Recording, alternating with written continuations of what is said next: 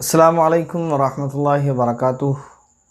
आज के सवालों के जवाबात शुरू करने से पहले मैं आप लोगों से एक बात अर्ज़ करना चाहता हूँ। वो ये कि हमारी एक बहन ने कमेंट किया है। वो कमेंट ये है कि मुफ्ती साहब फ्राइडे कमेंट बॉक्स जल्दी अपलोड किया जाए। यानी उनका कहने का मतलब ये है कि जुमे के दिन जो हम रात को 8 बजे इसको अपलोड करते हैं, तो टाइम से मतलब मुराद है उनका दिन तो जुमे का ही रहेगा, तो इसको किसी और वक्त अपलोड किया जाए। तो मैंने जो अपने आइडिया से सोचा था, तो मेरे हिसाब से 8 बजे का टाइम मैंने सोचा था कि लोग फ़ारिग हो जाते हैं उस वक्त, तो वो आराम से देख लेंगे। बहरहाल आपसे मशवरा ये लेना है कि आप वक्त बता दें कि जो आप लोगों को बेहतर वक्त लगे। मॉर्निंग का टाइम सुबह 7 बजे, 8 बजे, 9 बजे, जो वक्त आप लोग मुतय्यन करेंगे कमेंट बॉक्स में बता दें। जिस वक्त टाइम के लिए ज़्यादा कमेंट होगा, जुमे के दिन कमेंट बॉक्स उसी टाइम पर अपलोड कर दिया जाएगा। अब आते हैं अपने कमेंट बॉक्स के सिलसिले की तरफ। आज का पहला सवाल हमारे भाई ने जो किया है, तो उसका जवाब आपको दिया जाएगा। आज का पहला सवाल है हमारे भाई का, शहबाज भाई सवाल कर रहे हैं। अस्सलाम वालेकुम मुफ्ती साहब, मेरा सवाल है अगर ईद की नमाज़ में 7 तकबीर हो जाएं तो नमाज होगी या नहीं। ये ईद के बाद उन्होंने सवाल किया था। लास्ट वीक का इनका सवाल है कि ईद के दिन जो नमाज़ होती है ईद उल अज़हा की, उसमें 6 ज़ायद तकबीरात होती हैं। तो अगर कभी ऐसा हो कि 6 के बजाय 7 तकबीर कह दी जाए तो नमाज़ होगी या नहीं। तो नमाज़ हो जाएगी, कोई हर्ज नहीं है। इसके बाद बहुत सारे कमेंट हैं जिसमें हमारे बहन भाइयों ने हमें ईद की मुबारकबाद दी है। उसके बाद हमारे एक भाई सवाल कर रहे हैं, आमिर नाम है भाई का, सवाल करते हैं कि अगर मोबाइल में कुरान करीम होगा तो वज़ू भी बनाना होगा या बिना वज़ू के पढ़ सकते हैं। तो देखिए, अगर कुरान करीम आप मोबाइल के अंदर पढ़ते हैं और मोबाइल अगर आप हाथ में लेकर हाथों से चलाते हैं तो उस वक्त आपके लिए वज़ू करना ज़रूरी है। लेकिन अगर आपके पास नोट सीरीज़ या ऐसा कोई मोबाइल है जिसमें उसके लिए आपको कलम मिलता है, जिसके ज़रिए से आप मोबाइल को विदाउट टच के यानी उंगली लगाए बगैर कुरान करीम के सफ़हात अगर आप पलट सकते हैं, तो फिर उसको वज़ू करने की ज़रूरत नहीं है। लेकिन अगर आप कुरान के हरूफ को छुएंगे और फ़र्क को पलटने के लिए आप हाथ रखेंगे तो फिर वज़ू करना आपके लिए ज़रूरी है। इसके बाद जो है हमारी बहन सवाल कर रही हैं, दुआ के लिए दरख्वास्त कर रही हैं कि मुफ्ती साहब दुआ करें हमारे दिल को सुकून और सब्र आ जाए। अल्लाह रब्बुल इज़्ज़त से दुआ है कि अल्लाह ताला आपके और तमामी मुसलमानों के दिलों को सुकून और इत्मीनान और सब्र अता फ़रमाए। इसके बाद हमारे एक भाई हैं सवाल कर रहे हैं। अस्सलाम वालेकुम मुफ्ती साहब, मौलाना जी मुझे मेरा सवाल ये है कि जैसे कि दुनिया से कोई मर चुका हो तो मरे हुए लोगों का पिक मोबाइल में रख सकते हैं या नहीं, या वीडियो हो मोबाइल में, प्लीज़ ज़रूर बताएं। बाज़ लोग अपने मोबाइल में मरे हुए लोगों के पिक रखते हैं या अपने मोबाइल में। सवाल इनका ये है कि जो लोग गुज़र जाते हैं तो लोग उनकी मोहब्बत में, उनकी याद में मोबाइल में या उनके फ़ोटो प्रिंट कराए हुए रखते हैं, तो क्या ये रखना जायज़ है, रख सकते हैं या नहीं। तो सवाल का जवाब ये है कि अगर वो फ़ोटो ज़रूरत है, यानी कभी उसकी ज़रूरत पड़ सकती है, जैसे मसलन बैंक अकाउंट उनका है, कभी कभी ज़रूरत पड़ती है कि बैंक से आपको पैसा निकालना है, तो बैंक डॉक्यूमेंट के साथ साथ अकाउंट होल्डर का फ़ोटो भी मांगता है। तो अगर ऐसी ज़रूरत आपको पेश आ सकती है तो बक़द्र ज़रूरत 1-2 फ़ोटो आप रख सकते हैं। लेकिन ऐसे ही आपने मोबाइल में या फ़ोटो उनके रखे हुए हैं तो ये जायज़ नहीं है, उनके फ़ोटो नहीं रखना चाहिए। और अगर वो फ़ोटो उन्हीं के खिंचवाए हुए हैं और बिला ज़रूरत है तो फिर आप उनको जला दें, ताकि उनकी तरफ इसका गुनाह का वबाल बाकी न रहे। बाकी अगर वो फ़ोटो रहेंगे तो गुनाह का सबब बनेंगे। इसके बाद हमारी एक भाई बहन है, वो सवाल कर रही हैं, मुफ्ती साहब अस्सलाम वालेकुम भाईजान, आपने आगे सवाल है इनका।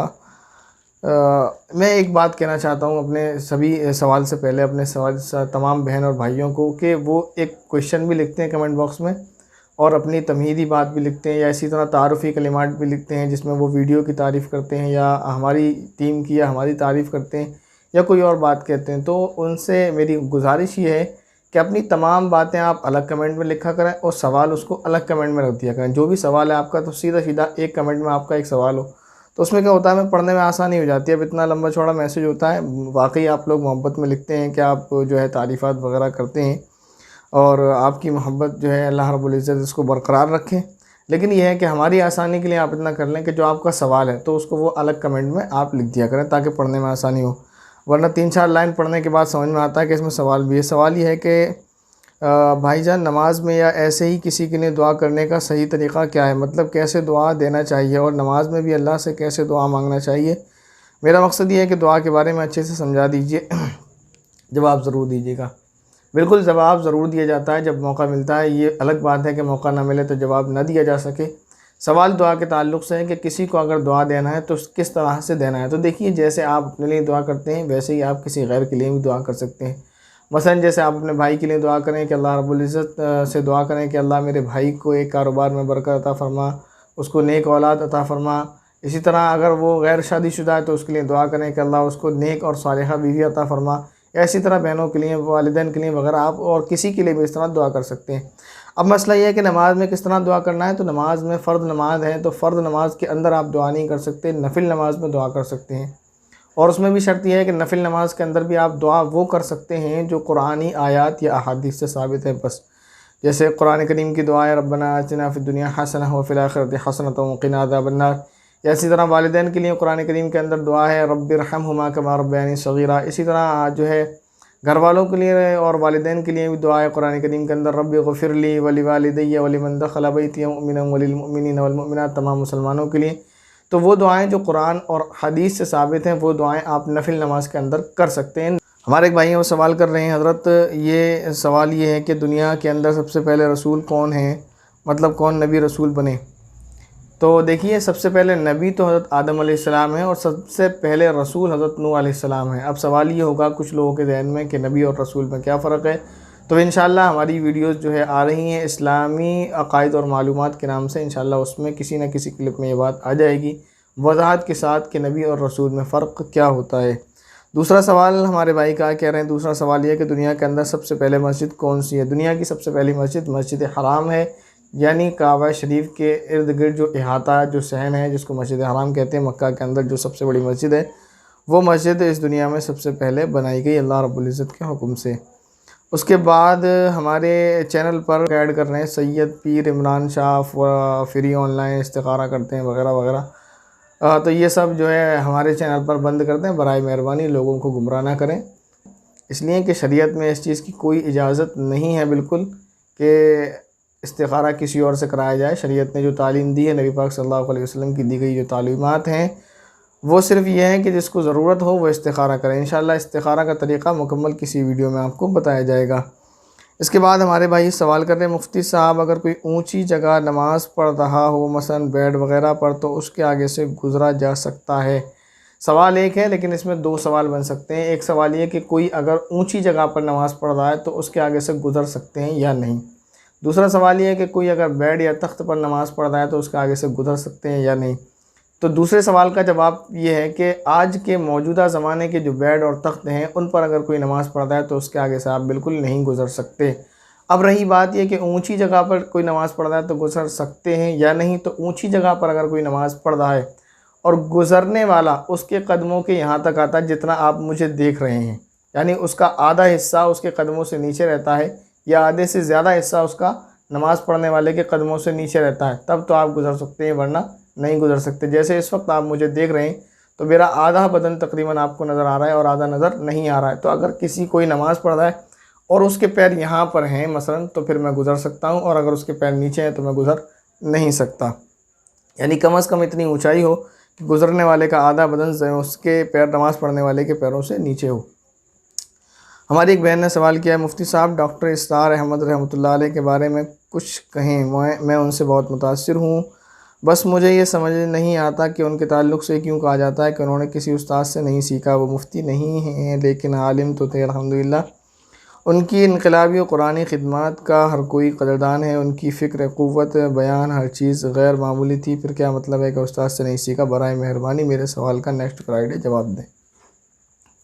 शायद मेरे लिए कमेंट बॉक्स में सबसे मुश्किल सवाल ये है, इसलिए कि ये कोई फ़िक़ही मसला तो है नहीं कि इसको कुरान या हदीस में देखा जाए या फ़िक़ही किताबों की तरफ रुजू किया जाए और आपको बता दिया जाए। ये सवाल मुश्किल इसलिए भी है कि ये सवाल किसी शख्सियत के बारे में, और फिर उस शख्सियत के बारे में कि जब मैंने होश भी नहीं संभाला होगा उस वक्त उनका इंतकाल हो चुका था। तो लिहाजा मैं अपनी राय उनके बारे में कुछ नहीं दे सकता, बल्कि जो उनके ज़माने में मौजूद रहे हैं, जो उलमा हैं, या तो उनकी उम्र के ही हैं या उनके बड़े हैं, ख़ास तौर पर जिस मुल्क के वो थे यानी पाकिस्तान के, वहीं के दारुल इफ्ता की जो बात है वो मैं नकल कर रहा हूँ। वो ये कि वो उन्होंने मना किया है डॉक्टर इसरार अहमद साहब के बयानात सुनने को, ख़ास तौर पर उनकी तफसीर सुनने को। वो इसलिए कि वो कहते हैं कि डॉक्टर इसरार साहब के जो ख़यालात थे, जो फ़िक्री उनका नज़रिया था, वो कुछ जमहूर उलमा से यानी अहले सुन्नत वल जमात के मौक़िफ़ से कुछ अलग था। तो आवाम क्योंकि इस चीज़ में तमीज़ नहीं कर सकती कि कौन सी बात वो सही कह रहे हैं और कौन सी बात वो उनकी अपनी फ़िक्र की है, जो अहले सुन्नत वल जमात की नहज के ख़िलाफ़ है। तो इसलिए आवाम को उनके बयानात, ख़ास तौर पर उनकी तफसीर नहीं सुनना चाहिए। मैं इससे ज़्यादा कुछ नहीं कह सकता, अपने अल्फाज में तो बिलख़ुसूस कुछ भी नहीं।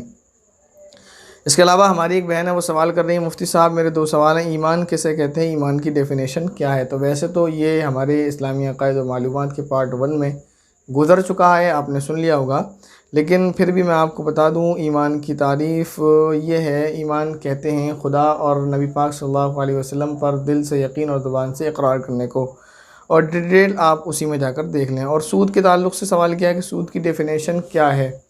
तो आप सूद की डेफ़िनेशन आसानी से समझें, वो ज़्यादती जो किसी लेन देन पर बिला किसी एवज़ के ली जाए।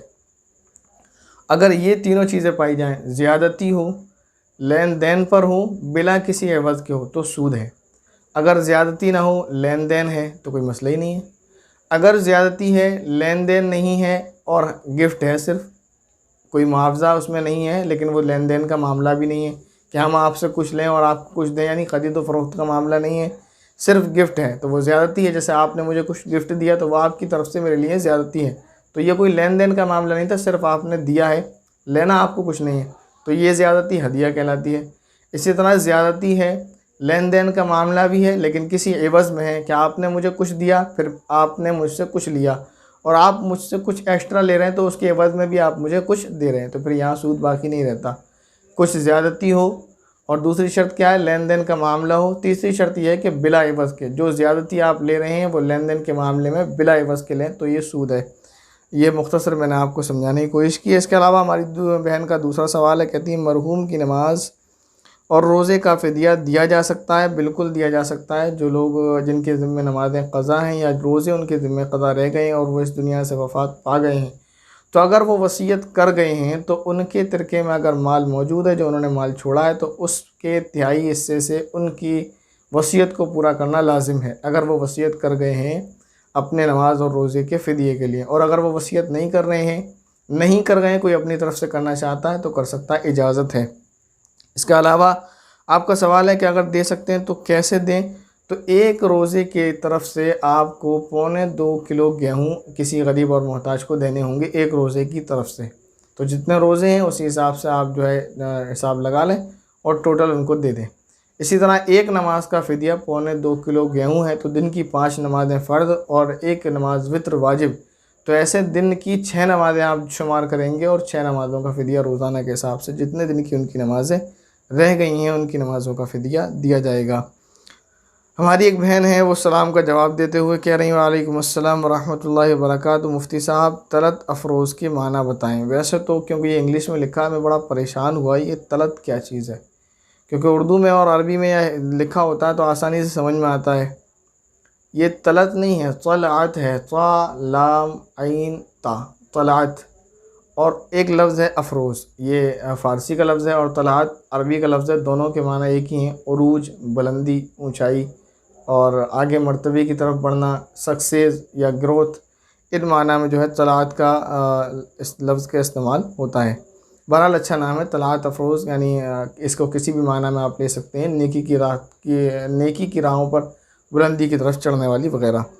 इसके अलावा हमारी एक बहन ने सवाल किया, अस्सलाम वालेकुम भाईजान, आप सलाम करते हैं सभी नाज़रीन को, और काफ़ी लंबा सवाल था तो इसका जवाब हो चुका है।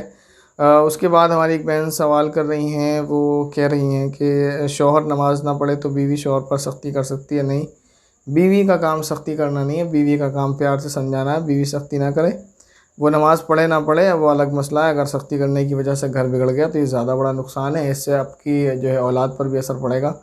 तो अल्लाह ना करे किसी का घर कभी बिगड़े, तो प्यार मोहब्बत से उनको समझाते रहें, आप समझ लें तो बहुत अच्छी बात है। अल्लाह ताला उनको हिदायत नसीब फरमाए, मतलब जिसके भी शौहर हों, आपके ना हों, जो भी हैं। भाई सवाल कर रहे हैं हमारे शेख भाई, मुफ्ती साहब यूट्यूब पर जो बिना म्यूज़िक वाली नात शरीफ होती हैं वो सुन सकते हैं? बिल्कुल सुन सकते हैं, कोई हर्ज नहीं। क्या और क्या उनको पढ़ सकते हैं? बिल्कुल पढ़ सकते हैं। यूट्यूब पर जितनी भी नात हैं आप उनमें से किसी भी नात को याद करके लिख कर वगैरह पढ़ना चाहें पढ़ सकते हैं। शादी निकाह के वक्त दुल्हा और दुल्हन की मूवीज़ बनाई जाती है, वो जायज़ है? बिल्कुल नाजायज़ है, नहीं बनाना चाहिए, बहुत बेहयाई का काम है।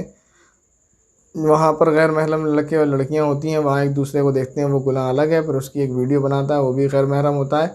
और दुल्हन के मुंह के पास जाके कैमरा लगा लगा कर वीडियो बनाते हैं, उसका घूंघट उठा उठा के। क्या तरीक़ा है ये? बिल्कुल इस्लामी तरीक़े के ख़िलाफ़ है, ऐसा नहीं करना चाहिए। हमारी एक बहन सवाल कर रही है, अस्सलाम वालेकुम भाईजान, बहुत अच्छी बात बताएं, लेकिन आप ये कि ख़वातीन ये सवाब कैसे हासिल करें, जवाब ज़रूर दीजिएगा। हमने एक वीडियो अपलोड की थी, इसमें तकबीर उला की फ़जीलत बयान की थी। उसके बाद कई बहनों के कमेंट्स आए कि ख़वातीन इसका सवाब कैसे हासिल करें। तो देखिए, उसका तरीक़ा यह है कि नमाज का वक्त दाखिल होते ही बिला किसी ताख़ीर के आप नमाज़ को पढ़ें। इसके अलावा हदीस शरीफ के अंदर आता है कि जो औरत नमाज की पाबंद हो और अपने शौहर को राज़ी रखती हो, उसकी नाफरमानी ना करती हो, उसका शौहर उससे खुश रहता हो, तो जन्नत के 8 दरवाज़ों में से वो जिस दरवाज़े से चाहे उस दरवाज़े से दाखिल हो सकती है। बहुत बड़ी फ़जीलत औरतों के लिए आई है हदीस शरीफ के अंदर। तो आप इस चीज़ पर अमल करने की कोशिश करें कि आपके जो हस्बैंड हैं आप उनकी कदर करें, उनकी इज़्ज़त करें, उनको प्यार मोहब्बत से उनके साथ मामलात रखें और उनको राज़ी रखें। अल्लाह ताला से दुआ करें कि अल्लाह ताला उनको आपसे हमेशा राज़ी ही रखे।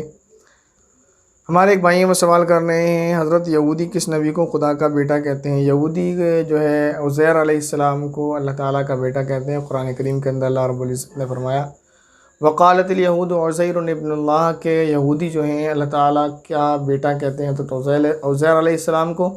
और फरमाया वक़ालतिन नसाल मसीह इब्नुल्लाह, और जो नसरानी है यानी ईसाई जो क्रिश्चियन अपने आप को कहते हैं, ये ईसा अलैहिस्सलाम को अल्लाह ताला का बेटा कहते हैं। हमारी एक बहन सवाल करेंगे, अस्सलाम वालेकुम मुफ्ती साहब, आप जब वीडियो शुरू होने से पहले सलाम करते हैं तो जो वीडियो देख रहा हो उसके लिए सलाम का जवाब देना वाजिब हो जाता है, और सलाम का जवाब न देने पर हम गुनाहगार होंगे। ये सवाल उनका है, इसका जवाब गुजर चुका। इनसे भी दरख्वास्त है कि जो वीडियो अपलोड की गई है व्यूवर्स से एक अहम मशवरा, इसमें उसका जवाब है, आप देख सकते हैं। हमारे भाई सवाल कर रहे हैं, हज़रत अज़ान सबसे पहले अज़ान किस मस्जिद में हुई? सबसे पहले अज़ान मस्जिद नबवी में हुई है मेरी तहक़ीक़ के मुताबिक। हमारी एक बहन सवाल कर रही है, तहज्जुद का वक्त इशा के वक्त के शुरू होने के साथ शुरू होता है या इशा की नमाज़ का वक्त ख़त्म होने के बाद? तहज्जुद का वक्त न इशा के वक्त के बाद शुरू होता है, बल्कि तहज्जुद का वक्त शुरू हो जाता है आपके इशा की नमाज़ पढ़ लेने के बाद। आपने इशा की नमाज़ पढ़ ली, आपके लिए तहज्जुद का वक्त शुरू हो गया। आप जब चाहें जब तहज्जुद की नमाज़ पढ़ लें, लेकिन जितना लेट करके पढ़ेंगे यानी फ़जर के जितना करीब, फ़जर का वक्त दाखिल होने से पहले फ़जर का वक्त दाखिल हो गया तो आप तहज्जुद नहीं पढ़ सकते। इशा की नमाज़ के वक्त के जितना बाद और फ़जर की नमाज़ के जितना वक्त के जितना करीब आप तहज्जुद की नमाज़ पढ़ेंगे उतना ज़्यादा सवाब मिलेगा। तो इसीलिए कहा जाता है कि रात सो जाएं शुरू हिस्से में रात के, और आखिरी हिस्से में सोकर उठेंगे फिर नमाज़ पढ़ेंगे तो उसमें नमाज का सवाब आपको ज़्यादा हासिल होगा। हमारी एक बहन है, वो सवाल कर रही हैं, and what about women, what should we do? उसका जवाब गुजर चुका है कि औरतें तकबीर औला के बारे में क्या कर सकती हैं। हमारी एक बहन सवाल कर रही है, मुफ्ती साहब ये जो बार बार कमेंट कर रहे हैं इस्तिखारा के बारे में, इस पर एक वीडियो ज़रूर बनाएं, जो इस्तिखारा खुद ही करते हैं, करवाते नहीं हैं। हाँ बिल्कुल, जैसे वीडियो के शुरू में कहा गया, इंशाल्लाह इस पर वीडियो बनाई जाए। हमारी एक बहन सवाल कर रही है, दूसरी रकात में अत्तहियात की मिक़दार ना बैठे और तीसरी रकात के लिए खड़े हो जाएँ, और तीसरी और चौथी रकात दोनों रकात में तहियात की मिक़दार बैठना चाहिए? नहीं, अगर आप किसी नमाज़ पढ़ रहे हैं 4 रकात वाली और दूसरी रकात में अगर आप नहीं बैठ पाएँ भूले से और खड़े हो गए हैं, तो फिर आपको तीसरी रकात में नहीं बैठना है, चौथी रकात में बैठना, और चौथी रकात में बैठने के बाद आप सजदे सहव करके नमाज़ पढ़ लें। हमारी एक बहन सवाल कर रही है, अस्सलाम वालेकुम भाईजान, मेरा सवाल है कि प्रॉपर्टी डीलर की कमाई हलाल है? जो काम प्रॉपर्टी का करते हैं उनकी कमाई हलाल है या हराम है? इसमें तफसील है, उनकी सारी कमाई भी हलाल नहीं है और सारी कमाई भी हराम नहीं है। अगर वो ईमानदारी से बिना किसी को धोखा दिए काम करते हैं तो उनकी कमाई हलाल है, चाहे वो कितना ही उसमें कमाते हो, 10 लाख रुपए ही एक ज़मीन पर कमा लें, कोई हर्ज नहीं है, अगर वो किसी को धोखा नहीं दे रहे हैं, बिल्कुल ईमानदारी से काम कर रहे हैं। और अगर वो किसी को धोखा दे रहे हैं, लोगों को चूना लगा रहे हैं, तो फिर उनकी 1 रुपये की कमाई भी हराम है, और इसके बारे में तफसीलात हैं। अगर आप सवाल के ताल्लुक से तफसील भेजें कि इस तरह से काम करना कैसा, तो फिर वो अलग से बताया जा सकता है जायज़ है या नाजायज़। बहरहाल प्रॉपर्टी डीलिंग का काम जायज़ है करना वैसे तो, जब तक कि उसमें कोई धोखाधड़ी का मामला ना किया जाए। हमारी एक बहन सवाल करनी है, एक सवाल है कि आप हमें दीनी जानकारी देते हैं, तब बहुत मरतबा हमारे प्यारे आका मोहम्मद सल्लल्लाहु अलैहि वसल्लम के बारे में ज़िक्र आता है, जब हमारे नबी सल्लल्लाहु अलैहि वसल्लम का नाम आए तो हमें दुरूद शरीफ पढ़ना वाजिब है। मैंने इसके बारे में एक हदीस सुनी थी जिब्राईल अलैहिस्सलाम की बद्दुआ पर हमारे नबी सल्लल्लाहु अलैहि वसल्लम का आमीन कहना, इसके बारे में ज़रूर बताएं। तो देखिए, नबी पाक सल्लल्लाहु अलैहि वसल्लम पर ज़िंदगी में एक मरतबा दुरूद शरीफ पढ़ना फ़र्ज़ है, पूरी ज़िंदगी में एक मरतबा। और जब आप किसी मजलिस में बैठें, किसी महफ़िल में बैठें या आप किसी को सुन रहे हैं कि वहाँ नबी पाक सल्लल्लाहु अलैहि वसल्लम का ज़िक्र किया जा रहा है, तो उस मजलिस में एक मरतबा आप पर वाजिब है कि नबी पाक सल्लल्लाहु अलैहि वसल्लम पर दुरूद शरीफ पढ़ें। इसके अलावा जितनी मरतबा नबी पाक सल्लल्लाहु अलैहि वसल्लम का नाम आए, उतनी मरतबा दुरूद शरीफ पढ़ना आप पर मुस्तहब है, वाजिब नहीं है। इसके अलावा आपको ये समझना चाहिए कि दुरूद शरीफ से मुराद यही नहीं है कि जब भी आप सल्लल्लाहु अलैहि वसल्लम का आप नाम सुनें तो आप उसके बाद अल्लाहुम्मा सल्लि अला सय्यिदिना व मौलाना मुहम्मद वगैरह पूरा दुरूद शरीफ या कोई और दुरूद शरीफ पढ़ें। आप नबी के साथ, नाम के साथ सिर्फ सल्लल्लाहु अलैहि वसल्लम कह लें, ये काफ़ी है। जैसे आपने मुझे सुना है, मैं कहता रहता हूँ। आज की वीडियो के लिए इतने सवालात काफ़ी हैं। अभी भी मौसम में जो है गर्मी है, ठंड नहीं हुई है, बरसात तो काफ़ी हो रही है। दुआ करें अल्लाह रब्बुल इज़्ज़त से कि अल्लाह रब्बुल इज़्ज़त मौसम थोड़ा ठंडा कर दें, फिर थोड़ा आसानी भी हो जाएगी। लंबा वक्त होता है तो बोलते बोलते थोड़ी सी ज़ुबान भी रुकने लगती है। इसके अलावा जो गुजारिश मैंने शुरू में की थी वो आखिर में भी कर रहा हूँ तमाम बहन और भाइयों से, वो ये कि जब आप कमेंट करते हैं हमें, तो जो क्वेश्चन आप लिखते हैं वो एक अलग कमेंट में होना चाहिए, तो उससे हमें आसानी हो जाती है क्वेश्चन ढूंढने में। अस्सलामु अलैकुम व रहमतुल्लाहि व बरकातहू।